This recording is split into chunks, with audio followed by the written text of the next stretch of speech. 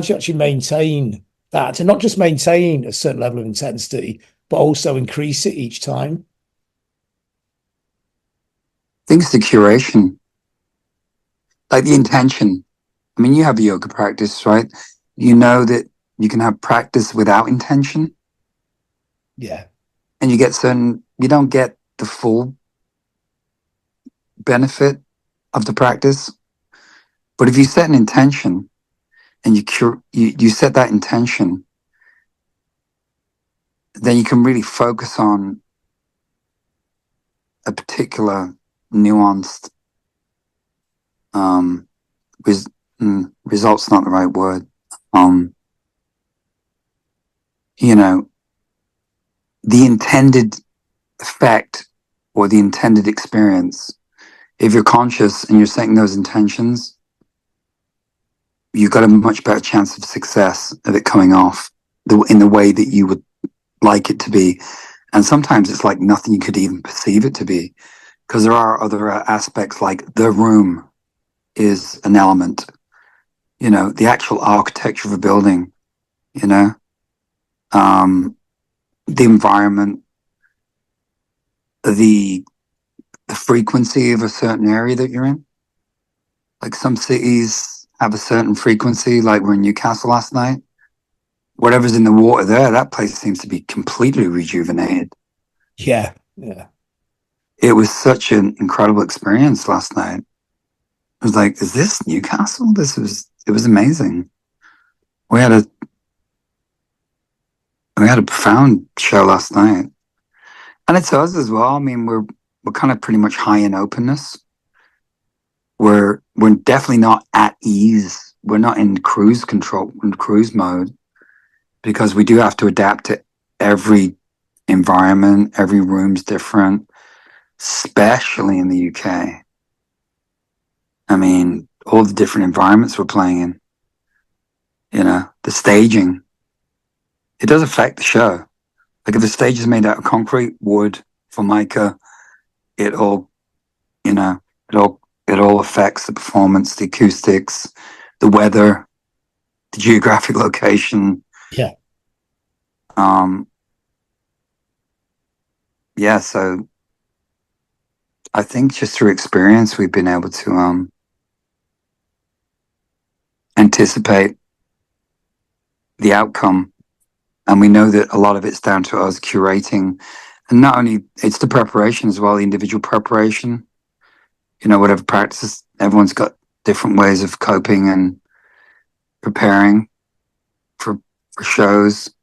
We don't regard it as a career or a job, or, you know, it's much more like ritual space, and it's treated as such. And, you know, everything that's going on in our personal lives, our interior lives, gets put aside for that hour and a half that we're on stage. As soon as we walk over that threshold onto the stage, I mean, things pop up viscerally, you know, things pop up during a performance. Sometimes something can trigger something, and then for me personally, I'll use that energetically in a performance.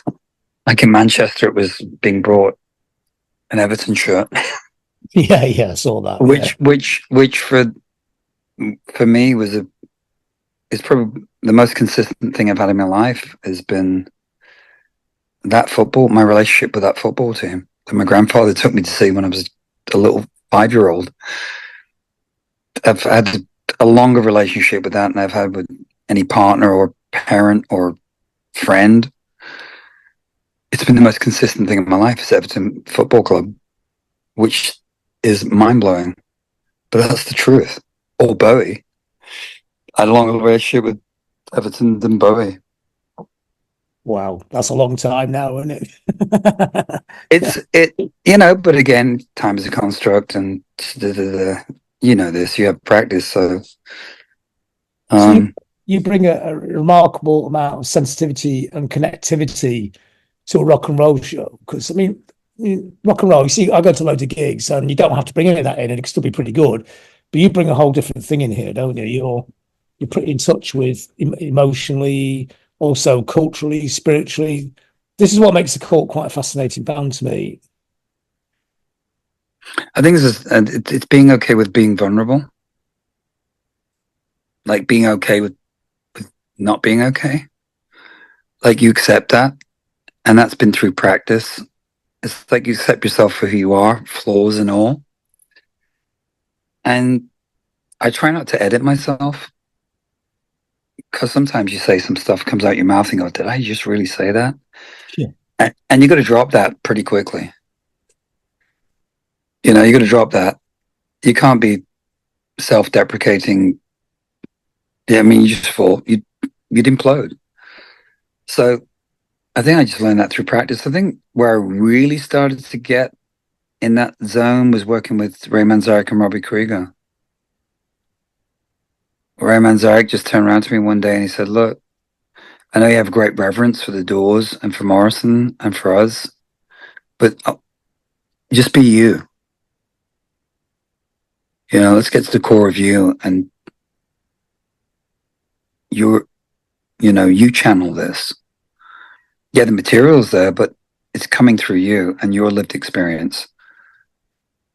We chose you because of the Celtic Buddhist archetype, you know, Yeah. the warrior monk archetype." And I was like, wow, it's quite an accolade. But then I had to get over that and just be in the practice, be in the space, be in the performance. And it's learned emotional intelligence, lived experience, you know,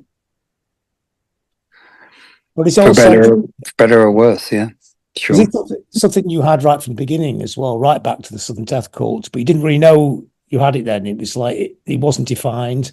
You just did it without, you say it was a learned experience, but maybe it was already It was there. just intuitive. I think honestly, I'll put a lot of it down to, if you want to roll back through generations, that my father was displaced war refugee and had to learn to cope with being a refugee child running through the streets while the bombs were dropping, the PTSD from that, the abandonment from family, the being sent to North Wales as a refugee, having to cope being on a farm with like no electricity, no running water, no way of communicating other than letters, not seeing his family for nearly 2 years, and just how he adapted to that. And then at the age of 14, being in the shipyards, and the age of, and a younger man being in the merchant navy, traveling the world, having these incredible experiences, going to South America, going to South Africa, going to Brooklyn, bringing back Paul Robeson records,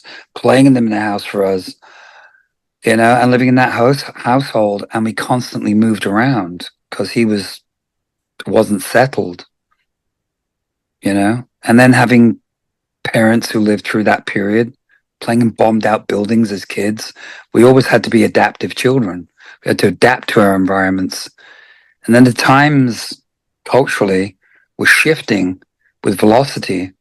The 60s, late 60s, early 70s, everything was shifting. We were way past God is dead Nietzsche. Yeah. Yeah, we were turn on, tune in, drop out, and beyond that. And say that bring that up to modern times, that kind of period then where the gears are shifting through to our punk, post-punk, whatever, which really is an extension of that 60s thing. But now as well, do you think it's accelerated or fractured? Well, certainly information is accelerated. The way that information is processed is accelerated. There is certainly a fracturing of traditional convention. I mean, even psyches are being, mental health is it's front and center in the room. People's emotional, psychospiritual emotional centers the circuits are fried. Everybody's overwhelmed, and there are coping mechanisms, obviously. That, you're hanging onto life rafts. People are hanging onto life rafts of operating systems, lifestyle operating systems, coping mechanisms. You go out any Friday, Saturday night in the UK, and kids are trashed on the streets. Some are not. Some are just like giving up on all of it, and they're they're going back to analog books, tactile immersive experiences. They're gathering in other places. They're on the outside. There's this kind of like dark wave tsunami that's coming out the Central Europe and the Americas, and that's almost like a counter narrative to the hype culture, the hyper normalisation, to use an Adam Curtis reference. The hyper normalisation of the construct of society and language and everything. It's the rise of psychedelics, and we're in this accelerated moment, and so holding ground in that, in a performance, in ritual space, in performance, in an immersive performance, you can't do it forever. There's no way that we could hold that energy, that we could hold the center for. Again, I go back to yoga practice. I mean, it takes a lot to hold a pose, a position where you're fully connected through all chakras and grounded. It's very difficult. It's challenging. If you're an athlete, somebody who's finally highly tuned to what they do, doesn't matter what part of the socioeconomic, spectrum you're on, finding that harmonic balance where you're really good at what you do. It just takes practice, and awareness. And I mean, I've got a voracious appetite to know. I've still got that really inquisitive curiosity, and that's interesting. What's that? I need to know more about that. And then when I get to a point where I'm in overflow of information, then I start getting, it just goes into a creative modality. And I mean, I think the Culkt synergized, the Culkt, which is only an aspect of what I'm engaged in, has synergized itself with the last maybe 4 studio albums. Of the last 15 years, there's been like this renaissance. We kind of scrapped everything and started from 0 point again. So there's a version of us that's much more current, which is much more reflected in the last 4 studio records and our probably last 4, major touring cycles, and how it's kind of synergized into what it is now. And that's represented through graphics, visuals, narrative, conversations like this. I mean, there's only certain people I could talk to about this who get it. I know you get it because you have a practice, so, and you're able to articulate that. And I believe that's why you are such a great communicator and a great documenter of not only this moment, but the moments that we've lived through, punk, post-punk. I mean, you've lived through all these shifts in culture, and have been a great cultural observer and documenter, and you've always had that, John. So there's only a handful who really get it, who are able to get it with some kind of perspective. And I mean, like, what's happening is what's happening right now, not what happened in the rear view mirror. We don't define ourselves by our past. We define ourselves by this present moment. So people always say to me, like, what was the show like? Did you enjoy it? And I just go, it happened. It happened.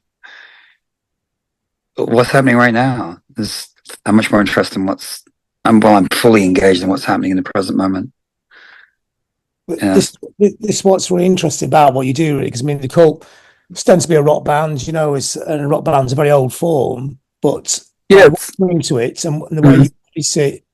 I always think about what Iggy Pop said about David Bowie. They would do gigs together, and Bowie would go out all night to every club, listen to every record. He knew exactly who he was in the culture, but he didn't copy that culture, but he knew where he was in the culture. And I get the feeling it's kind of similar to what you're doing in a sense. Yeah, to a degree. I mean, I think that's probably due to the fact, like I said, my father moving us around a lot, being an immigrant. He was war refugee, and then we were immigrant children. And like 11 years of age. I was in a different continent with different culture, and had to adapt to that environment, that culture. North America, only like 40 miles from New York State border. And then, and you come back, and then you're a Yank. And people would say, "Hey, Yank." I'll be like, "What? What are you talking about?" Going back to Glasgow after living in Canada for 5 years, all of a sudden I was a Yank because I said tomato. Or I knew who the New York Dolls were or whatever, right? So I had a slight North American slur to my speech, but it could very quickly slide into, hey. Yeah. Or hello, because my mother was from Glasgow. So Yeah. there was a schism in terms of cultural. It took a minute for it all to synergize. I think it's only just beginning to synergize in some ways. I think that's why I live in Los Angeles, because Los Angeles is it's a place for cultural refugees. You don't belong anywhere, but you gotta live somewhere. And it's a real blended melting pot, Los Angeles. Yeah, it's a great city. It's changed a lot actually in the 30 years I've been going. It's Oh yeah. feels a lot more multicultural. I mean, Oh, it it is. was, but it's a lot more multicultural now, isn't it? I live in throwing distance of it. Everything from there's so many. It's the seat of esoteria in the West. I mean, we've got JPLs 15 miles down the street, Jet Propulsion Laboratories. They're going to Mars. Griffith Park Observatory is up the street. There's a Kadampa Tibetan Buddhist temple around the corner. The oldest ashram in America, the Vedanta, where Christopher Isherwood went in the 1920s, who wrote I Am a Camera, which became Cabaret, which obsessed Bowie. The reason he went to Berlin, when David did the station tour in Los Angeles, Christopher Isherwood attended. They talked about Berlin. Next thing, Bowie's in Berlin. Yeah. Los Angeles. Aldous Huxley lived there. Marjorie Cameron. I mean, it goes on and on and on. So all the bohemians and everybody had different lifestyles, and they all seemed to end up on the West Coast. It was furthest away from the conditioned, convention of Europe and pragmatism and society. They could be free to be whoever they wanted to be in the West Coast. The film industry came out of there for a reason. Disney. Now Disney are making Star Wars and Aliens, and it's no longer Mickey Mouse. It's xenomorphic creatures and Gen Z and Gen Z kids trying to work out their relationships with themselves and each other. I mean, wow. Is this sense of dislocation, this immigrant dislocation, something that you actually embrace? It's been, it was difficult to cope with when you're younger, but once it was. It'd be a plus, isn't it? Well, yeah, because when you're a new kid at school all the time, you're open to being bullied, and and then you fall into a victim situation where you feel disempowered. And it was only through music that had a sense of connection. And to be honest with you, like I said, consistent. Something about football. There's a mystical quality to football. There's a poetry. There's something being played out in front of us in that particular sport. Like, to some outsiders who don't get it, and I understand why people go like, "Oh, it's just football." But when you actually play it, you play the game, and you know the nuance. There's a real creative aspect. You're really connected to source and spirit and physicality and the creativity and the vision and the existential aspect of football. I mean, it was good enough for Albert Camus. Yeah. So, or Pavarotti, or like so many others, poets and artists who have been, connected to the game. But you learn adapting to environment, and eventually you kind of go, okay, I can see patterns forming here, and I'm okay within Because you really what it is people are afraid. They're afraid that you're slightly different than them. You're from somewhere else. You have a different accent. You maybe have different cultural values. So there's almost that xenophobic fear. And then punk rock comes along and goes like, hey, guess what? We all feel the same way. And then you hear your music and you go like, oh, that guy, that woman, you know, that individual, they're speaking my language. How do they know? How did they know what my personal experience was? How did Bowie know what my personal experience was? I feel like they're speaking directly to you, you know? And that's, I guess, you discover that within yourself and through travel and experience. I love the term lived experience, which is getting thrown around a lot now. Lived experience, my authentic self. Yeah. It's like, yeah, get in there. I've said that a lot to audiences now. I'm going, are you in this? Are you present? Are we doing this? There you are. There you are. You know, and there's a connection, and then it goes off, and there's a collective synergy in the room, and it happens, it comes off. There's a euphoria. It's visceral, and then you're in a pile of sweaty towels with your head in your hands, and you've depleted yourself one more time, and you know. You get paid a modest amount of money. Everyone's like, yeah, but you know, you get the Bentley and you get all this stuff. And it's, well, actually you don't, because you don't really own anything. I wouldn't wish for that anyway. It's a headache to be caught up in the material pragmatism, and ugh, it just doesn't feel good. No, it's never the motivation for anybody, really, is it? It's something, if you're lucky, you get on top, but it's never the driving force, is it? Nobody stays on top forever. Yeah, it's, well, survival, really, isn't it? It's Lord of the Flies, especially now. It's really Lord of the Flies.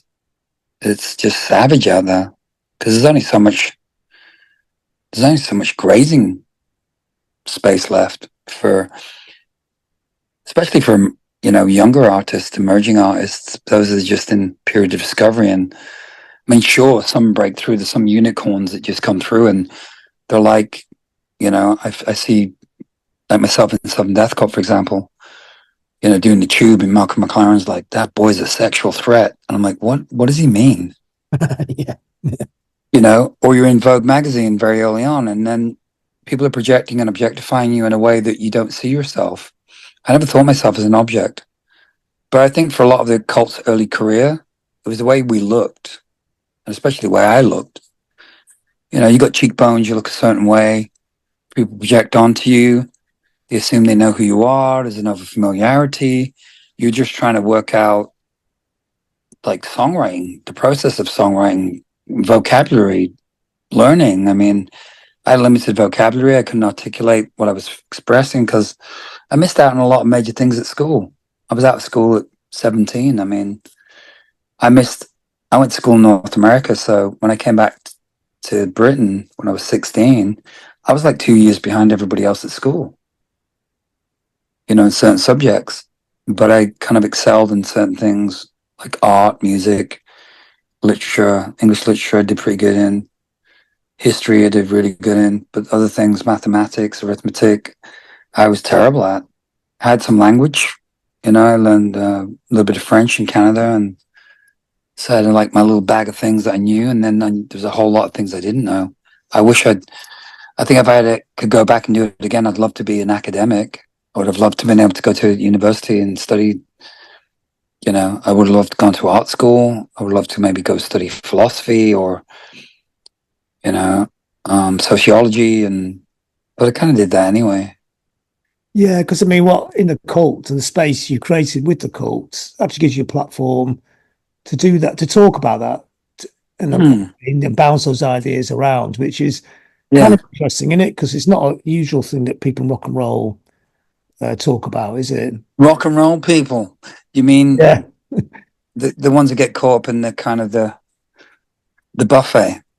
Yeah, yeah. You know, the neverlasting buffet. It's like the hungry ghost. You're never satiated. through that material experience. And, you know, when I was younger, I had a nibble, Yeah. but very quickly knew that it didn't taste, it wasn't sustainable. And I kind of worked that out pretty quickly. It's like, wait a minute, there's conditions, there's terms and conditions to this. There are terms and conditions. If you stay too long in the room, you're going to get eviscerated. And, you know, but it's important, I feel, to, well, certainly for me, it was valuable to get knocked down a few times. Definitely get knocked off the ego pedestal, you know, because the first wave you go through is absolute shock that you're kind of being objectified or perceived in a certain way, and you're on the cover of magazines and you're on television and all that kind of thing. And then people are treating you in a certain way. You can't work out who's genuine, who's disingenuine, what the motives are. And then you begin to realize it's like, oh, this is all fluid. It's just evolving, and you kind of get into a rhythm with it. And it's like nothing lasts forever. The material, this idea of owning something materialistically, it's just an illusion. And you very quickly realize that you're a source of income for. I remember hearing an American A&R guy talk about young artists, the term churn and burn. Yeah. You know, we're not concerned. We're just going to churn and burn through these kids. You know, and it's like, wow, that's incredible. Just fodder. We worked that out pretty quickly. You know, probably by stage one was Sudden Death Cult 2, probably Sonic Temple. And that was like act one.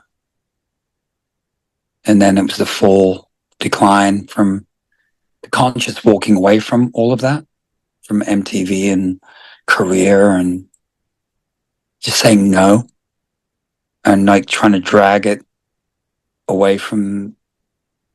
I mean, I fought tooth and nail, you know, through ceremony, through the eponymous record, into Holy Barbarians, rediscovery, going to Tibet, coming back, act two, end up in the Doors. You know, I think we're in the third act now. So what would you define as the third act? What makes it the third act? Where you're able to take the sum of all those experiences and put them into a wisdom is knowledge applied. So it's applying the experience, applying the knowledge, applying your experience, and it becomes wisdom, and you apply it. You know, you begin to apply it to the moment. You make choices instinctively based upon experience. Like when you see players, like certain skilled athletes, writers, filmmakers, whatever, they just do things intuitively. And you go, how did they do that? Yeah. They did it through trial and error, through getting it terribly wrong, you know, and making so many mistakes. There's that famous Nike commercial, Michael Jordan, where he lists all his failures, you know. He lists all his failures and then he lists his accomplishments, and you go like, oh, wow, it's just degrees of separation. Or you hear about Cristiano Ronaldo, that he's been analyzed as being able to process a mistake on a field in 3 seconds and drop it so he can go on to the next action. He's not caught up in that. But if you've got any PTSD or trauma, you know, and that's not looked at, you can stay there in the victim state of mind, and then you're a deer in the headlights. And that's where we see, you know, those of us that are much more sensitive or just tuned in get eaten up by the machine of want and pragmatism, and, you know, the never-ending, unsatiable human condition. And that's for everybody. And that's for everyone. These ideas are interesting because when you're in a rock band, there's also constraints, there's also structures, and there's a gig. It's all a certain way, there's certain songs you play, but it's what you try and do to give. Say you play She Sells Sanctuary, which sounded great the other night, of course. but you played it a lot of times. But how do you that feel different with a different sensitivity? Like you said before, you're reflecting off the venue, the audience, the town, the current situation, or is it? It's never done by numbers, basically, is it? No, it can't be. Even if you tried to do it by numbers, you couldn't, because every environment's different. Like the temperature in the room can affect the show. Like literally, if there's an AC blowing on you, like sometimes you walk into a gig and the density of the atmosphere, like the air is cold or it's moist or it's hot, can really affect you. And different rooms have different vibrational, like sonically, because it's all frequency. You know, it's all molecules, and it is quantum.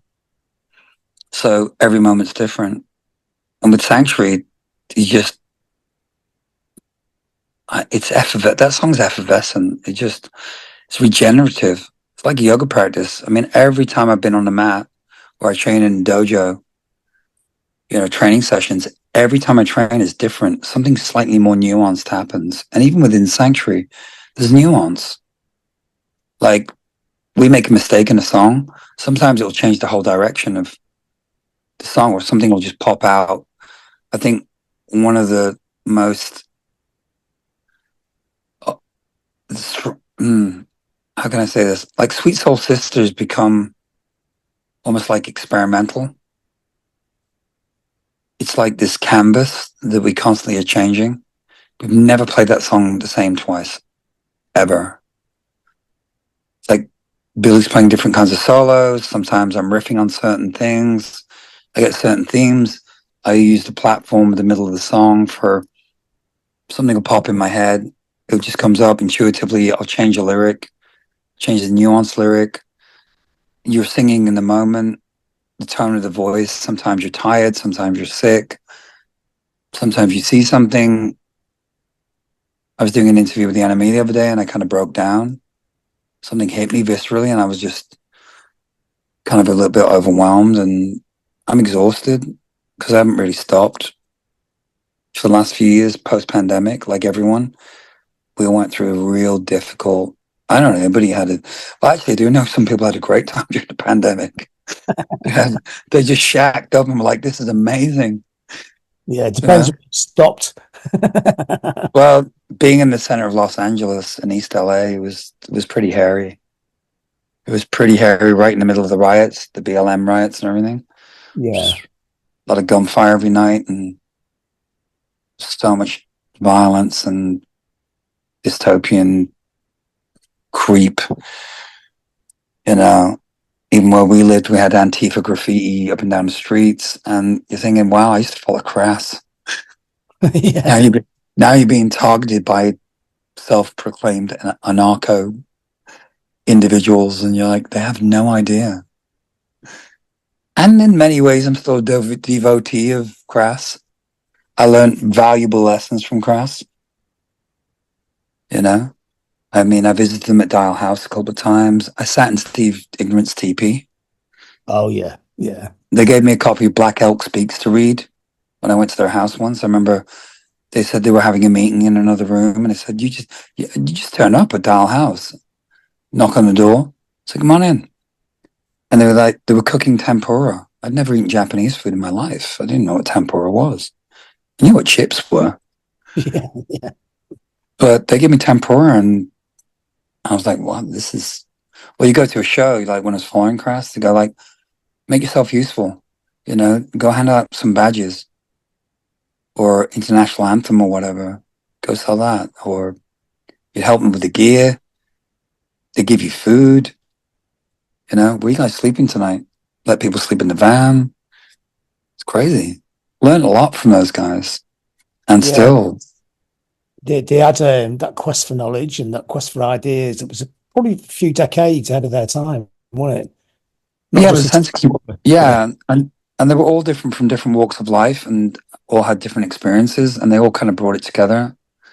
And then there was the music and the spectacle of what they created in terms of G would be doing like the radio frequencies and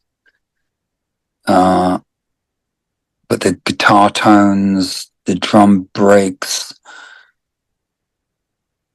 you know, and now we see Angelina Jolie wearing a Crass t-shirt, and you're like, wow, that's power of their iconography, and you know, maybe the unseen speaks to something that's behind the veil, that's just that everybody can sense, but they can't quite articulate, but symbols do. And I think that's why there's perhaps it's come from Crass, is that strong iconography of what we have right now, which is the multiple, the vertical and the horizontal cross with the snake wrapped around it with the two tongues. Yeah. I see that. Yeah. And that, I don't know, maybe that's potentially taken unconsciously from my time with them. When you think about it, it's a snake wrapped around a cross. I mean, it's almost identical in many ways, archetypally, you know, the seen, the unseen, the Garden of Eden, the serpent, knowledge, wisdom, the femme, all of it. We could go deep into it, but the impact they had on people's lives, obviously, it's a different time, different space. Is that something you would like people to take away from a Culkt show, or would you like people to have a lot of different experiences, or some, you know, what? It's not just go and buy a t-shirt and a record, is it? That, you know. No, I like to think that, I mean, people who come to our shows are our benefactors as well. I mean, their sweat equity and their blood, sweat, and tears and their lived experience feeds my family. But within that, it's a community. So I hope we all have a collective experience where we all kind of connect. That's what I felt like at Crass shows. There's a sense of community.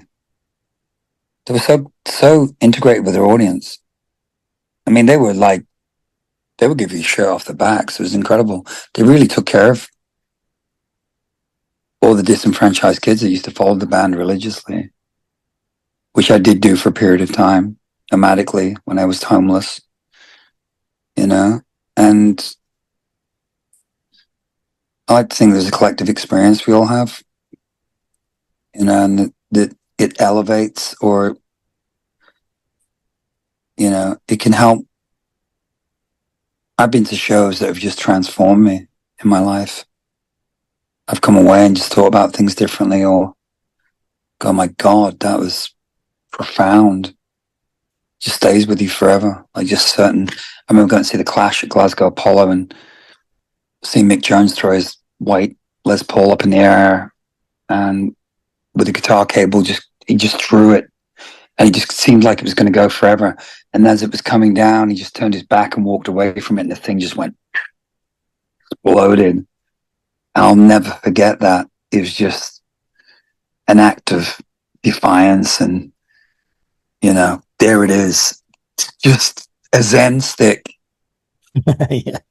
And it was profound. And, you know, sitting with the Clash, I was around them a little bit. You know, they'd kick the doors open at venues like Glasgow Apollo. I remember after that gig, we were outside, and somebody opened the door and said, you know, come on in. It was like maybe 20, 30 kids outside. And they sat us down in the front row, and they said, the band will be out in a minute to meet all you guys. And they came out and sat with us. I remember Paul Simon leaned over to me and goes, you want a smoke of this? And I was like, what? And I'm sitting with the band, chatting with them, and they're talking to us as equals and interested and intrigued. Bowie was like that. He spoke to you on a level playing field, quickly normalized everything, and, you know. But of course, he'd whisk himself away. It did have boundaries. You know, you weren't gonna go hang out in his hotel room. Or go on to wherever he was going on to, because he was off to the next experience. So, because we've all got to live our individual lives, right? So I like to think that we empower people to maybe learn a little bit more about themselves, value themselves a little bit more, and if we can help elevate their lived experience, then that's a beautiful thing. I mean, of course, then like rock and roll was really central to the culture, but now it's a bit more on the side of culture. You know, pop culture's changed as well. We're all getting older. So do you feel that it can still have that impact, you know? I don't know. I think it comes in waves, John. I just like, is it going to be the same as it ever was before? No, because the conditions have changed, the environment's changed. I mean, technology's changed, of course. I mean, we're older, you know. Within that, there's still archetypal. There's still, we still need photosynthesis, you know, air, water, the sun, food source. There's certain, like the sun's still burning. The planet is still rotating. You know, we still have seasons, barely. Yeah. But I mean, we just keep evolving and devolving, and you know, you know, if you have children as well, they pick up where you leave off. I've seen certain periods of music culture be absorbed into collective culture. I think everything is way more, to use another kind of industry term, verticals. There's so many verticals. Yeah. You know, the collective culture is it. You know, there's much more multifaceted artists out there now. The multi-hyphenates, individuals who are realized in many different expressive skill sets.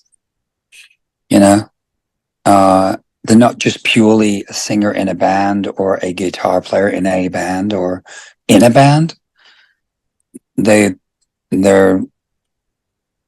multi-hyphenate creatives, and you know, I think that's the culture we live in. It's much more diverse in that way. I mean, do you see Bowie was always like that anyway. He painted, he wrote plays, he was become a Tibetan, he was going to be a Buddhist monk, he was an actor, he made music, he collaborated, he traveled, he was literate, he was a savant. I mean, ooh, there goes a Chinook watching I guess that's the Royal Navy. I mean, we're in Portsmouth. Oh, okay, looking out the window, yeah. It's like a Chinook flying over the hotel. One of those helicopters with the two blades on it. I mean, do you feel that by being a singer in a band, you can actually cover all those, you know, these people are multi-creatives, etc. But do you feel that in a band that actually does hit all those targets and you don't need to do all those other things? Or do you feel sometimes that you can do all those other things? Or do you actually do them, but they're more private and just for yourself? Yeah, I do a lot of, I definitely have a lot of, Cult's about 40% of my creative life. You know, I'm kind of getting to the station in life now where I'm beginning to want to share other things like film, like painting, you know, and I'm being pushed so hard for biography and all that kind of stuff. I've been offered gallery shows. I've had film producers. I've been asked to act. I've been asked to do many things, and I've never really, I think that at the very core of it, I like being in the fray, you know? I like being in the fray, in the middle of it, in the fray, in the action. And so maybe principal archetype is at the center of the storm. But now I don't identify as being a singer in a rock band. I don't even know what that, I mean, I don't kind of step outside of myself and reject myself in that way. You know, I mean, I walk into a hotel room and I just change it immediately. I move the furniture around. I set up an altar. I've got a coat from Undercover, a Japanese coat. It's got Tishiro Mifune on it from Throne of Blood. I throw that over the TV set straight away. I've got an old squiggle top from Westwood. I throw that down, you know. Got a pile of magazines to go through. I basically rip out the pages I want to read and throw the rest away, you know. See if the coffee machine's working.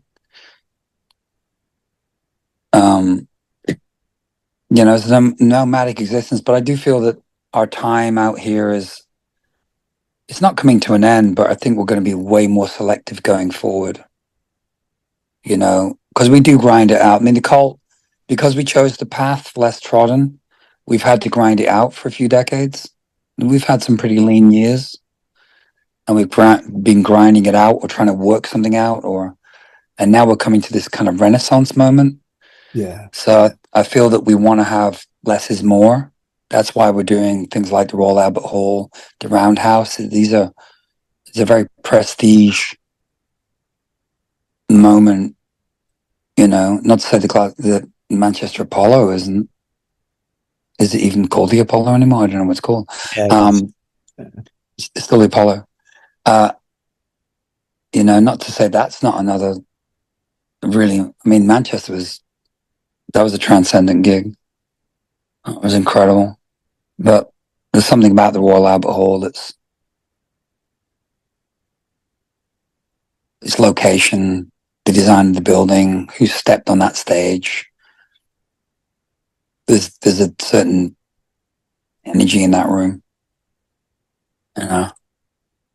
When I mean, once I walk out of this traveling nomadic lifestyle, when I go back home, I'm back in the dojo, I'm back to training, going seriously, diving back into yoga practice. And I've had yoga practice throughout my life at different times. And I'm, you know, looking at that again. It's rejuvenative and grounding and centering, and, you know, food and relationships and all that's really important. And then sometimes I'm able to go away and paint, and I'm accumulating a body of work. I've been asked to do gallery shows. So we'll see how it all evolves. It's, you know, but we can't just keep grinding it out. There may be some new music. If it happens organically, it will happen. Death Cults is going to go do. Yeah, all that. Yeah. Now we're getting offered Death Cult shows. It's like, really? That was like a reset. You know, Death Cult was a reset for us. I was going to ask But that, with, you know, by doing Death Cult, rehearsing it and playing it, did it give you a different slant on the cult? oh, yeah. Because that goes back to one of your earlier questions, talking about, like, that was earlier on when we just did everything intuitively, and we really didn't. What we had in the can, like, if we had 3 chords, it was immediately recorded. Like, nothing was wasted. People go like, what about all the demos you got? It's like, no, we didn't. Pretty much everything that we'd written, we recorded it straight away. I mean, there are a few bits and bobs out there, but we weren't like a prolific, you know, writing team or anything like that. We're much more about, we came out performance, you know. There was like about doing it. The gig was the most important, like the highest form of expression. And then learning to write songs. It took a minute.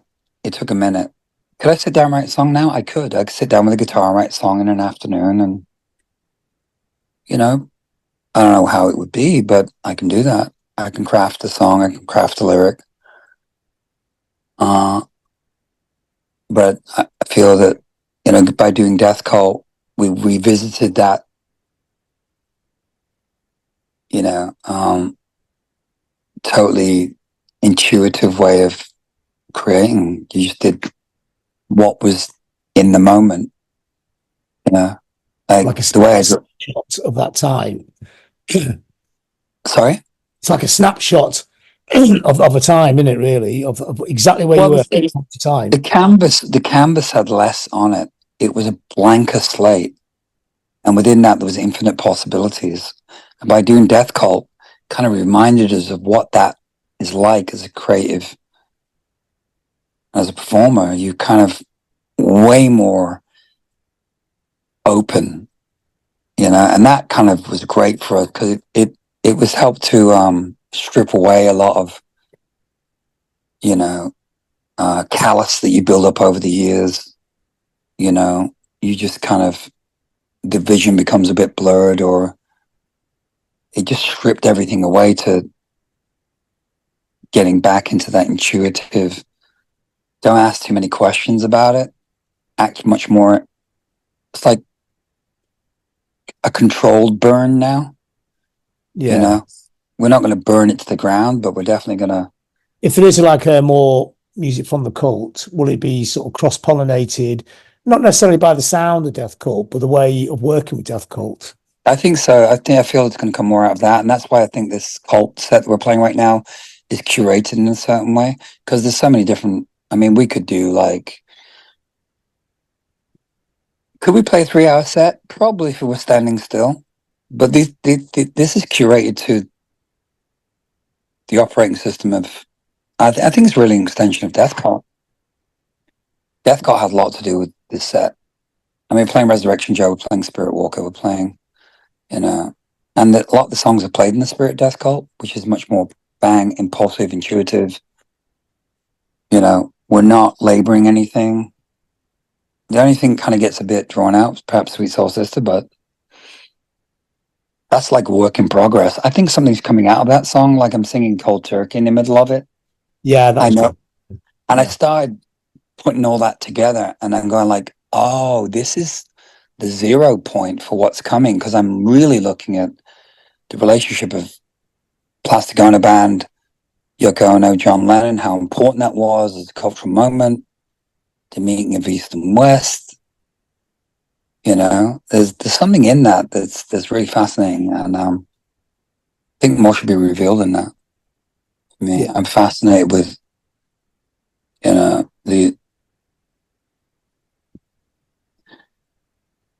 I was talking to somebody the other day. It's like, look at all the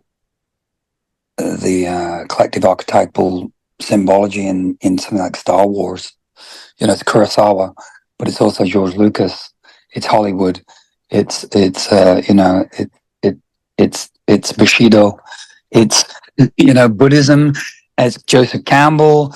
It's mythology. It's Hero of a Thousand Faces. It's all these various archetypes and lived experiences and everything included in that moment. And I don't know, there's something in that I'm really exploring. You know, I can't wait to get back to Japan, India. Is that, I mean, we started going to Japan in 1985, which had a profound effect on this band. You know, going to Tokyo in 85, profound effect. Like going to Buddhist temples at that time. You know, I was 23 years old, so it had a profound effect on me. It wasn't like I picked up Mala and, you know, Buddhist philosophy it was something that was really visceral. Go visiting like Asakura Temple and, you know, walking around Tokyo and seeing various Shinto shrines. And I think I went to the DNA of the impermanence of being and all those ethos within Buddhism and Eastern philosophy, and definitely Buddhism, started bleeding through into the narrative of the band, you know, which is transcendent. And even on last record, we have a song called Impermanence, which is actually my favorite guitar hook in the whole record. Under the Midnight Sun, that anomalous moment, you know, I think the Cult's in that right now, in an anomalous moment that will never get repeated. And we're privileged to be in this. And we get, you know, a friend of ours who worked with us says, we get to do this, you know? Yeah. I mean, we get to do this. The real meaning of be here now, really, isn't it? Yeah. You get to do this. And, you know, you turn around some days and you go like, this sucks. You're sitting in an airport, you're exhausted or whatever. You're in a shitty hotel room or some crap service station, and you're like, no, you get to do this. You're blessed to do this. Yeah. I think that's what we got. We got a lot of grace and we have a lot of gratitude, and I think that's what we're putting out. So more should be real, John.